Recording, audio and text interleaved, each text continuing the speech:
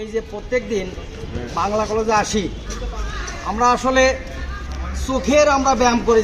যারা বয়স হয়ে গেছে, যাদের বয়স হয় নাই, প্রত্যেকেই আমরা নেত্রনালী এবং ছানির ব্যায়াম করি।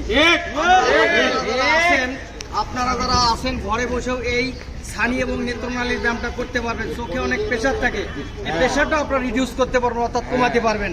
তাই আমরা সেই চোখের ব্যায়ামটা আপনাদেরকে দেখাবো, যাতে আপনারা ঘরে বসে আপনারা করতে পারবেন। আর যদি প্রয়োজন বোধ করেন, আপনারা বাংলা কলেজে আসবেন, কোনো বাধা নেই, এটা উন্মুক্ত সভা।